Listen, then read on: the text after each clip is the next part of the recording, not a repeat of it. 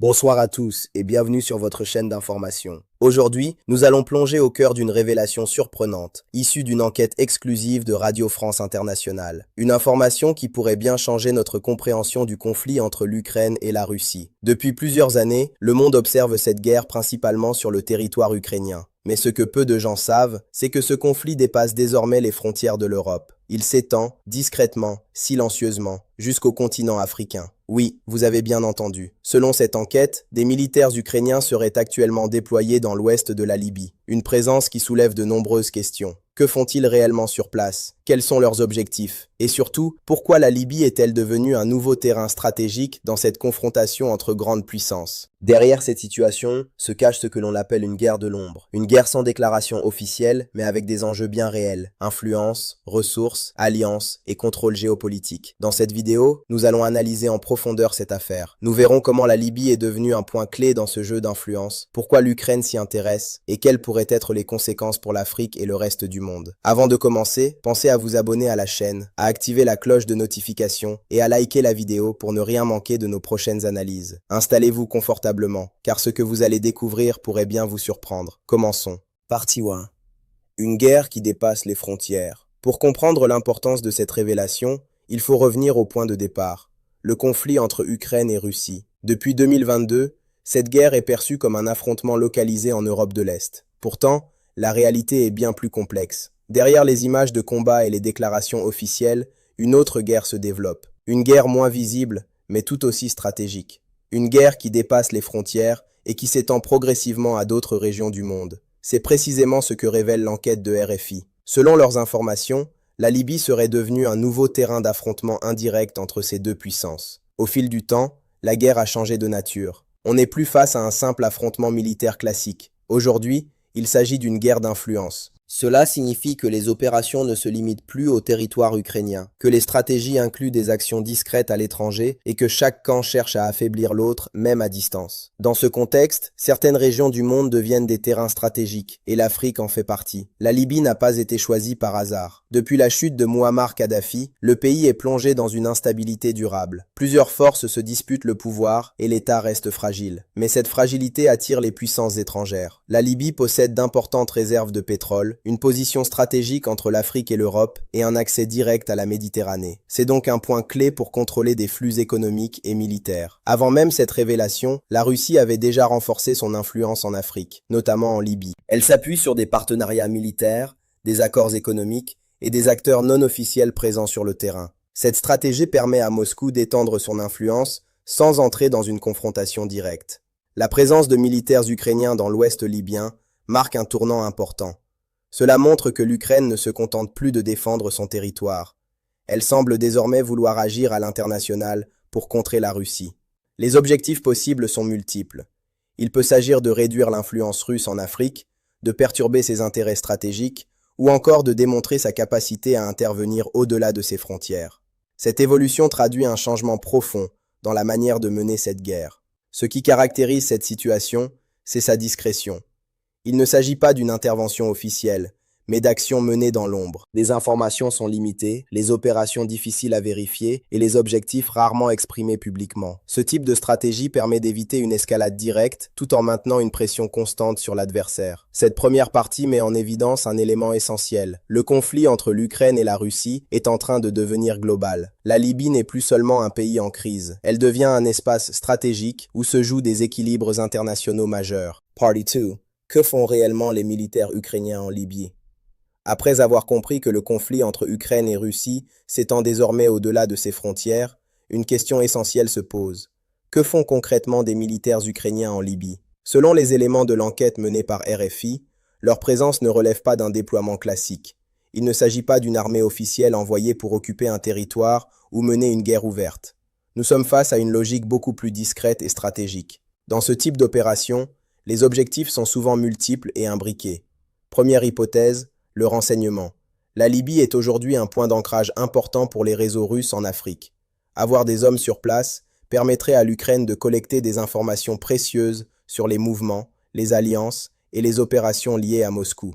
Dans une guerre moderne, l'information est une arme essentielle. Deuxième hypothèse, le soutien indirect à certains acteurs locaux. Dans un pays fragmenté comme la Libye, les puissances étrangères passent souvent par des groupes locaux pour défendre leurs intérêts. Les militaires ukrainiens pourraient ainsi former, conseiller ou appuyer certaines forces opposées aux intérêts russes. Troisième hypothèse, des opérations ciblées. Il pourrait s'agir d'actions précises visant à perturber les réseaux russes, qu'ils soient logistiques, économiques ou militaires. Ce type d'intervention reste généralement non revendiqué, afin d'éviter toute escalade diplomatique. Ce qui est important de comprendre, c'est que ces actions s'inscrivent dans une logique de guerre indirecte. L'objectif n'est pas de conquérir un territoire, mais d'affaiblir l'adversaire là où il est présent. Face à cela, la Russie pourrait réagir de plusieurs manières. Elle peut renforcer sa présence sur le terrain, soutenir davantage ses alliés locaux ou intensifier ses propres opérations dans d'autres régions du monde. Cela crée un jeu d'équilibre fragile, où chaque action peut entraîner une réaction. Cette situation augmente également les risques pour la Libye elle-même. Le pays pourrait devenir un terrain d'affrontement encore plus complexe, où plusieurs puissances étrangères poursuivent leurs intérêts. Enfin, cette évolution envoie un message clair au niveau international. L'Ukraine montre qu'elle est capable de s'adapter et de porter le conflit au-delà de ses frontières. De son côté, la Russie doit désormais défendre ses positions sur plusieurs fronts. Dans ce contexte, la guerre devient plus diffuse, plus difficile à lire, mais aussi potentiellement plus dangereuse. Party 3. Les conséquences pour l'Afrique et l'équilibre mondial. L'apparition de cette confrontation indirecte entre Ukraine et Russie sur le sol africain, notamment en Libye, n'est pas sans conséquences. Elle marque une nouvelle étape dans l'évolution du conflit et pose des enjeux majeurs pour l'Afrique, mais aussi pour l'équilibre international. Première conséquence, un risque accru d'instabilité en Afrique du Nord. La Libye est déjà un pays fragilisé par des années de division interne depuis la chute de Mouammar Kadhafi. L'arrivée de nouveaux acteurs étrangers, avec leurs propres intérêts, risque d'aggraver cette situation. Plus il y a d'interventions extérieures, plus les tensions internes peuvent être alimentées. Cela peut entraîner une intensification des conflits locaux, une multiplication des alliances militaires, une difficulté accrue à stabiliser le pays. Deuxième conséquence, l'Afrique devient un terrain de rivalité entre puissances. Ce qui se joue en Libye pourrait s'étendre à d'autres pays africains. Le continent attire déjà de nombreuses puissances pour ses ressources et sa position stratégique. Avec cette nouvelle dynamique, il pourrait devenir un espace de confrontation indirecte entre plusieurs acteurs internationaux. Cela signifie que certains pays africains pourraient être courtisés par différentes puissances, influencés sur le plan politique ou militaire, impliqués malgré eux dans des conflits extérieurs. Troisième conséquence, une pression diplomatique croissante. Les États africains pourraient être amenés à prendre position, même de manière indirecte. Dans un contexte international tendu, rester neutre devient parfois difficile. Cela peut affecter les relations diplomatiques, les partenariats économiques et les choix stratégiques des gouvernements. Quatrième conséquence, une transformation des conflits modernes. Ce que nous observons ici confirme une tendance globale. Les guerres ne se limitent plus à des affrontements directs entre deux pays. Elles deviennent plus diffuses, plus complexes et souvent invisibles. Les caractéristiques de ces nouveaux conflits sont claires. Utilisation d'acteurs non officiels, opérations discrètes et difficiles à tracer, confrontation indirecte sur plusieurs continents. Dans ce modèle, les frontières traditionnelles de la guerre disparaissent progressivement. Cinquième conséquence, un impact sur l'équilibre mondial. Si cette dynamique se poursuit, elle pourrait contribuer à une fragmentation du monde en zones d'influence. Chaque puissance chercherait à sécuriser ses intérêts dans différentes régions, ce qui augmenterait les tensions globales. Le risque principal est celui d'une escalade progressive. Même si les affrontements restent indirects, leur multiplication peut créer un climat d'instabilité généralisé.